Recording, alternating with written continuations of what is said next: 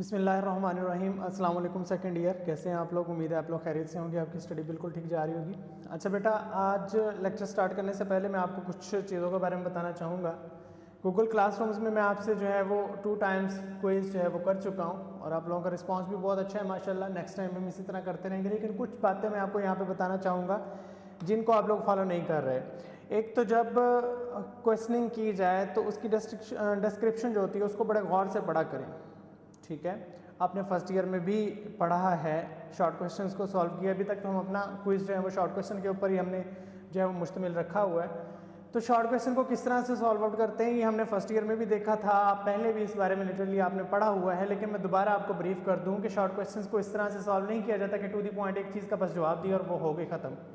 जैसे यहाँ पे मैंने sp हाइब्रिडाइजेशन या पीछे sp2 हाइब्रिडाइजेशन आपको बताई है, तो उसकी जब डेफिनेशन आपसे पूछी जाएगी तो जस्ट इतना नहीं लिखना कि इतने s और इतने p आपस में इंटरमिक्स हो गए तो sp2 हाइब्रिडाइजेशन होगी। बेटा you are a student of FSC, ठीक है।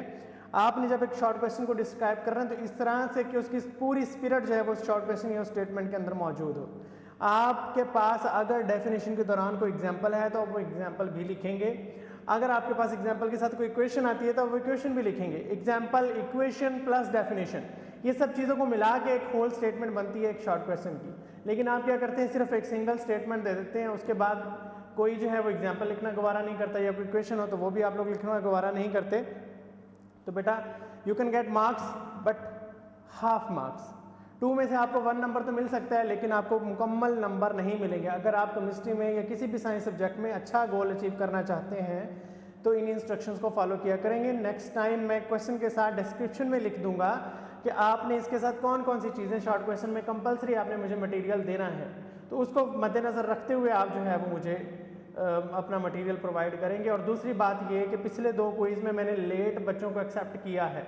Within the due date, जिस दिन आपका लेक्चर अपलोड होगा उसके फ़ौरन बाद अगले दिन आपका क्विज भी अपलोड कर दिया जाएगा रिगार्डिंग टू दिस टॉपिक जो अपलोड किया गया था प्रीवियस डे में।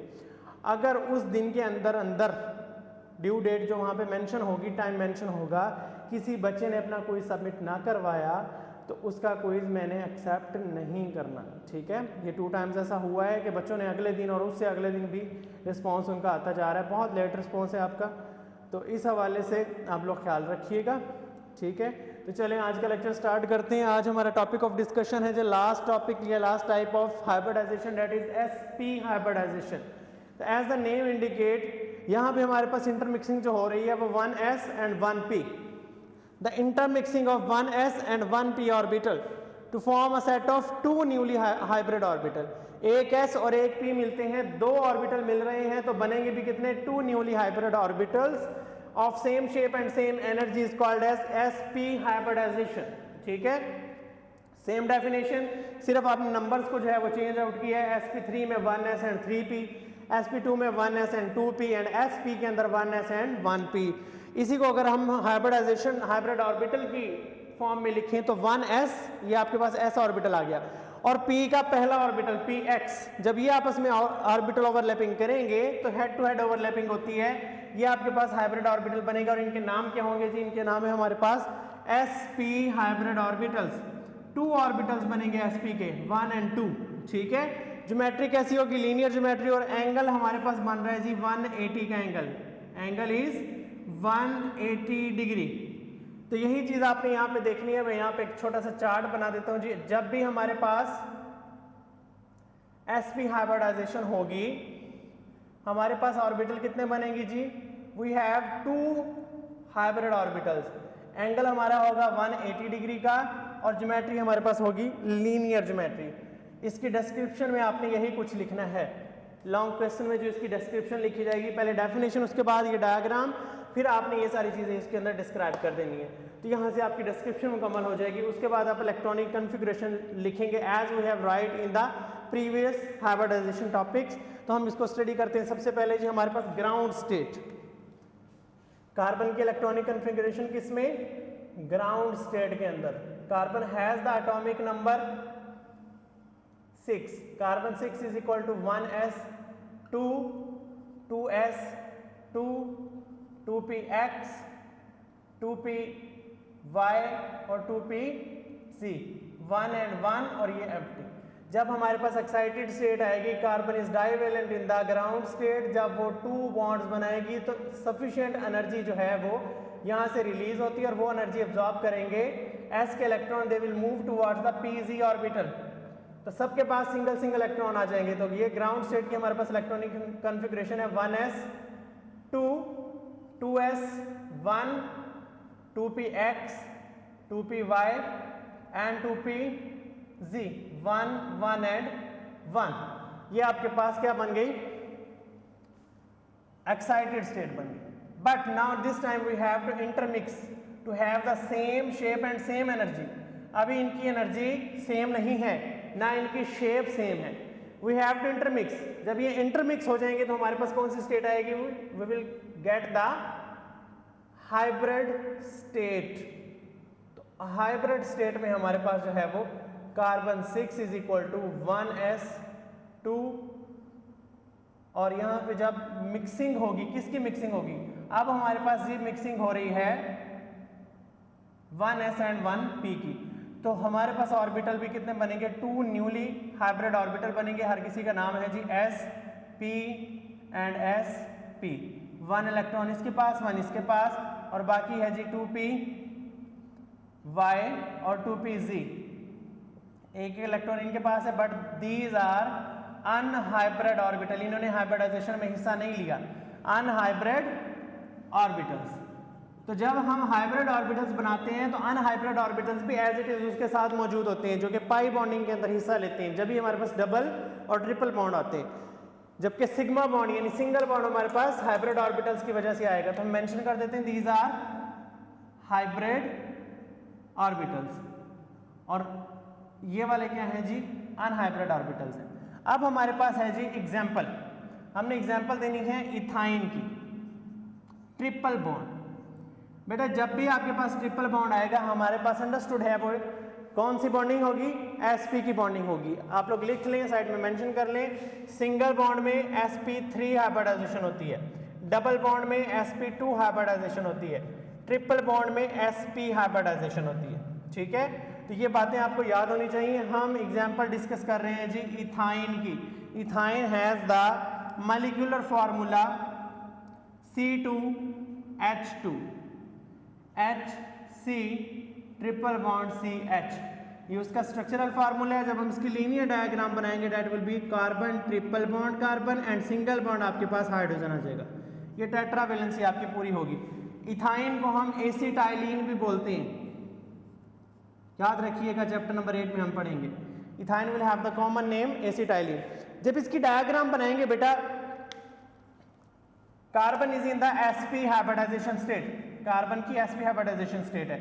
2 कार्बन है तो we will make 2 carbon hybrid orbitals. एक कार्बन 2 लूप्स, ये sp के लूप्स हैं। दूसरी कार्बन 1 लूप, सेकेंड लूप। ठीक है बेटा, तो इस तरह से यहाँ पे हमारे पास क्या बन गई, sp हाइब्रिडाइजेशन इधर और sp हाइब्रिड ऑर्बिटल इधर। एक एक इलेक्ट्रॉन इनके पास है, यहाँ पे सिग्मा बॉन्डिंग होगी sp की ओवरलैपिंग से, और यहाँ पे sp के पास एक इलेक्ट्रॉन है, तो हाइड्रोजन यहाँ पे बॉन्डिंग करके क्या बॉन्ड बना लेगा, सिग्मा बॉन्ड बना लेगा। sp s की ओवरलैपिंग होगी, यहाँ भी sp और s की ओवरलैपिंग होगी, हाइड्रोजन बॉन्ड बन गया। अब हमने हाइब्रिड ऑर्बिटल सारे बना लिए, लेकिन py और pz अभी भी एज इट इज उसके ऊपर मौजूद है। तो हम py और pz को बनाते हैं। सबसे पहले ये py, बेटा जो अनहाइब्रिड होंगे उन्हें आप थोड़ा सा जो है वो थिन बनाएंगे, जबकि हाइब्रिड ऑर्बिटल जो होते हैं वो थिक होते हैं। ये py 2py, सिमिलरली 2py दूसरे कार्बन का, इसी तरह से 2pz, और सिमिलरली हम यहाँ पे भी 2pz को ड्रॉ करेंगे। और इन्हें सेपरेट करने के लिए, ये distinguishing between the hybrid and unhybrid orbital, we will shade them. इनको शेड करते हैं ताकि आपको पता चल जाए, एग्जामिनर को पता चल जाए कि ये आपने अनहाइब्रिड ऑर्बिटल्स हैं वो ड्रॉ किए। इस तरह से हमें कंफ्यूजन नहीं होगी कि कौन से आपके पास sp जो हाइब्रिड ऑर्बिटल है और कौन से अनहाइब्रिड ऑर्बिटल्स हैं। ये हमारे पास शेडेड फॉर्म में जो है वो अनहाइब्रिड है, और जो अनशेडेड है वो कौन से हाइब्रिड ऑर्बिटल्स हैं। अब इनकी आपने क्या करवानी है, बॉन्डिंग करवानी है। They will have the bonding, एक इलेक्ट्रॉन इसके पास, एक इलेक्ट्रॉन इसके पास। They will have the sidewise overlapping, इनकी साइड वाइज ओवरलैपिंग होगी, आपके पास पाई बॉन्ड बन जाएगा। सिमिलरली पी जी के ऑर्बिटल आपस में ये खड़ा है, पी जी का ऑर्बिटल, एक इलेक्ट्रॉन इनके पास है, ये वाला बॉन्ड और ये वाला बॉन्ड, इसी तरह से यहाँ पे बॉन्डिंग हो जाएगी। तो ये दूसरा पाई बॉन्ड, तो हमारे पास 3 पाई बॉन्ड बन जाएंगे, 3 आपके पास जो है वो बॉन्ड बन जाएंगे। एक पाई बॉन्ड, उसके नीचे पाई बॉन्ड और सबसे नीचे होता है सिग्मा बॉन्ड। जब तक सिग्मा बॉन्ड नहीं बन जाता पाई बॉन्ड नहीं बनते, ठीक है। सिग्मा बॉन्ड एक स्ट्रॉन्गेस्ट बॉन्ड है जिसको ब्रेक करना बहुत मुश्किल है। पाई बॉन्ड जो होते हैं वो इजीली ब्रेकअप हो जाते हैं और ये बहुत ज़्यादा रिएक्टिव भी होते हैं क्योंकि कॉन्टिन्यूसली ये मूव कर रहे होते हैं, जबकि सिग्मा बॉन्ड जो होते हैं ये लोकलाइज होते हैं, एक ही जगह पे फिक्स होता है। ये अगर आपके पास सिग्मा बॉन्ड है, आपको बुक में नजर आ रहे हैं कि पाई बॉन्ड जो है वो सिग्मा बॉन्ड के ऊपर इस तरह से है और इस तरह से और नीचे मूव कर रहे हैं। असल में एक इस तरह से होता है कि सिग्मा बॉन्ड दरमियान में होगा और पाई बॉन्ड, एक पाई बॉन्ड इस तरह से मूव कर रहा होता है, इस तरह से सिग्मा बॉन्ड के इर्द गिर्द around the sigma bond it will move, एक पाई बॉन्ड। दूसरा पाई बॉन्ड इस तरह से मूव करेगा, ये वाली चीज, और चारों तरफ से इसको 2 पाई बॉन्ड जो है वो घेर लेते हैं, तो सिग्मा बॉन्ड जो है इनके दरमियान में छुप जाता है। तो जब भी पाई बॉन्ड आ जाए sigma bond will not react. Sigma bond वैसे भी रिएक्शन नहीं करता क्योंकि ये sp3 की हाइब्रिडाइजेशन होती है और वेरी स्ट्रांग है, हेड टू हेड ओवरलैपिंग बहुत ज्यादा स्ट्रांग होती है, लेकिन साइड वाइज ओवरलैपिंग को यहाँ से ब्रेक करना बहुत ईजी है। तो पाई बॉन्ड्स रिएक्टिव होते हैं, मूव करते हैं, बहुत जल्दी ब्रेक हो जाते हैं, बहुत जल्दी रिएक्शन कर लेते हैं, अटैक कर देते हैं, लेकिन सिग्मा बॉन्ड रिएक्शन नहीं करता। अकेला होगा तब भी नहीं करेगा, और जब पाई बॉन्ड आ जाएंगे तो वैसे ही उसको सिग्मा बॉन्ड को अपने अंदर छुपा लेते हैं, उसे एक्सपोज नहीं करते। तो that was about the sp hybridization, जिसमें हमने पहले डेफिनेशन पढ़ी। उसके बाद हमने क्या किया, कार्बन के इलेक्ट्रॉनिक कॉन्फ़िगरेशन, लास्ट में हमने इथाइन की एग्जांपल डिस्कस की है। इस तरह से जितनी भी अल्काइंस होंगी सबके अंदर sp हाइब्रिडाइजेशन होती है। तो sp हाइब्रिडाइजेशन के साथ हमने इस टॉपिक को डिस्कस किया है। आज का ये हमारा लास्ट टॉपिक था regarding hybridization topic. Next lecture में हम इंशाल्लाह इस चैप्टर का लास्ट टॉपिक आइसोमरिज्म स्टार्ट करेंगे, जिसकी 2 टाइप्स हैं, स्ट्रक्चरल आइसोमरिज्म और सिस ट्रांसजियोमेट्री। इन दोनों को हम इंशाल्लाह 1-2 दिनों में कवर करने की कोशिश करेंगे और उसके बाद चैप्टर नंबर 8 की तरफ मूव करेंगे। आई थिंक आज के लिए इतना काफ़ी है, सफिशिएंट है। कोई भी क्वेश्चन हो इस टॉपिक से रिगार्डिंग आप लोग गूगल क्लासरूम्स में मुझसे पूछ सकते हैं, मेरे पर्सनल व्हाट्सएप आईडी में क्वेश्चन कर सकते हैं विदाउट एनी हेजिटेशन। तो अपना और अपने पेरेंट्स का ख्याल रखिएगा, मुझे दुआ में याद रखिएगा। मिलते हैं इंशाल्लाह नेक्स्ट लेक्चर में, तब तक के लिए मुझे इजाज़त दीजिए। अल्लाह हाफिज़।